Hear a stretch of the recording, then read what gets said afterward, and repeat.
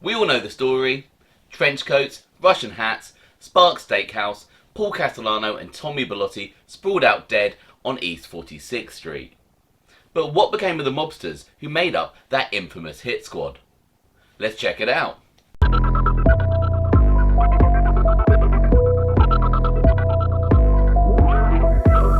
Welcome to OC Shorts, bringing you detailed historical snapshots of the American Mafia and other organised crime.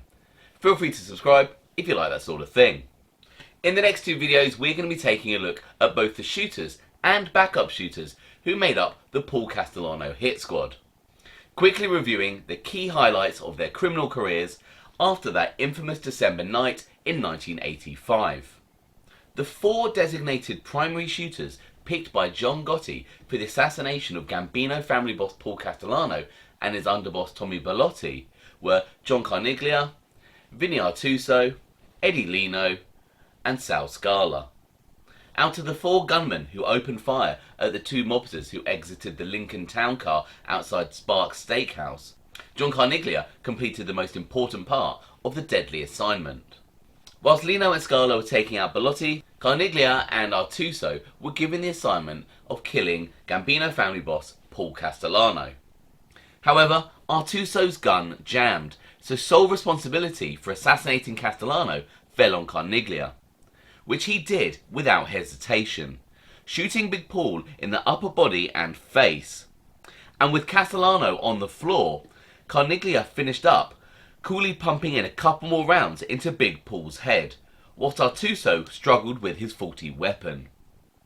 John Carneglia was a respected soldier in the Gambino crime family, and in early 1987 he went on trial with long-term friend and family boss John Gotti on charges of racketeering, gambling, loan sharking and murder. However, both Gotti and Carneglia were acquitted. Later that year, Carneglia found himself in court again, this time with Gene Gotti. This time for a retrial of his 1983 indictment for drug trafficking. John Carneglia managed to avoid jail again when the case delivered a hung jury. Having beaten the feds for a second time at trial for the narcotics charge, the always witty John Carneglia offered an alternative to the FBI. He told them, "You get your 20 toughest guys. I'll do the same, and we'll settle this once and for all outside the courtroom." Unfortunately, in 1989, at the third trial, and therefore second retrial, the likeable but dangerous John Carneglia, along with Gene Gotti, were handed 50-year prison sentences. During his lengthy stretch, Carneglia casually reflected on turning down a 7-year deal back in his first trial in the early 80s. In 2009, he wrote to friends, "If I had taken a plea in 83, I would have been home 19 years already." John Carneglia was finally released from prison on June 11, 2018 at the age of 73. So that brings us to Vincent Vinny Artuso. As mentioned, Artuso's gun famously jammed on the world-renowned hit of Paul Castellano, despite the rumours around the Gambino family that Artuso wasn't up for the job and froze. The truth was, Vinny's gun jammed, but as one source said, Vinny was embarrassed about it. Moments prior to the Castellano and Bilotti shooting, one witness heard a man matching Artuso's appearance grumbling, "Where the hell are they? They were supposed to be here by now." In 1993, Artuso did 2 years inside on a parole violation dating back to a 1976 narcotics conviction. Upon his release in 1995, some sources report that Artuso was sent to Florida to join imprisoned Captain Fat Andy Reggiano's crew, but apparently Artuso set up on his own in Palm Beach. At some point, Artuso was officially promoted to captain, and in 2008, along with his son John Vincent, was convicted for his part in an $11 million real estate scam. Artuso was released in 2016. Eddie Lino, who had assisted in gunning down underboss Tommy Bilotti as he got out the driver's side of the Lincoln, was promoted by John Gotti to the position of captain in 1986. In 1988, it is alleged that on behalf of Gotti, Lino liaised with Bonanno soldier Thomas Tommy Karate Patera to have mob turncoat Willie Boy Johnson murdered. On August 29th, 1988, Patera and Vincent Kojak Giottino ambushed Johnson as he walked to his car, firing into him numerous times, with 6 bullets entering Willie Boy's head. On November 6th, 1990, Eddie Lino was famously killed by Mafia Cops Louis Ippolito and Stephen Caracappa on the orders of Lucchese underboss Anthony Casso. The corrupt cops pulled Lino over on the Belt Parkway in Brooklyn and shot him repeatedly.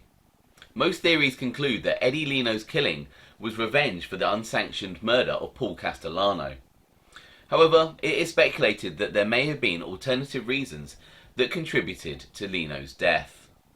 Salvatore Sal Scala, who along with his brother-in-law Eddie Lino pumped bullets into Tommy Bilotti, would remain out of the clutches of law enforcement for over 15 years following the hit. The FBI also believed that it was Sal Scala who was tasked with disposing of the murder weapons from that December night assassination, allegedly going to mob associate Jimmy Labate with a bag of guns after the hit. The Gambino soldier, known as Fat Sal and Uncle Sal, was promoted to captain in 1999.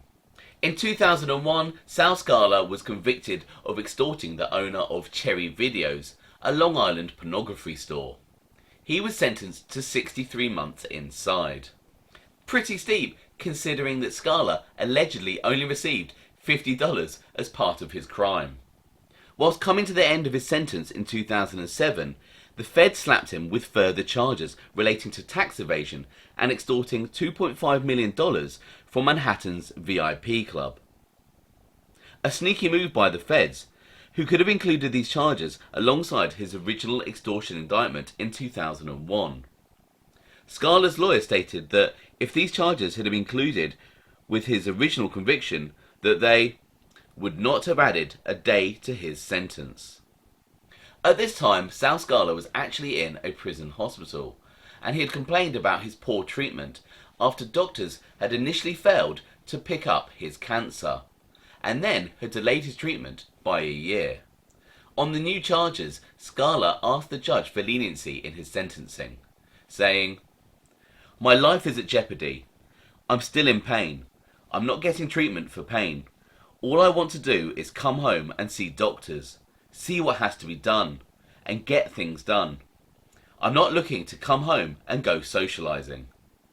Judge Kaplan sympathised with Scala, but still slapped him with an additional 72 months.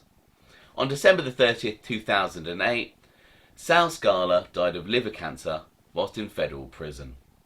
Look out for part 2 next week, where I discuss the backup shooters, including Angelo Ruggiero, Joe Watts, Tony Rampino, and Dominic Pizzonia. I hope you found that interesting. Thanks for watching.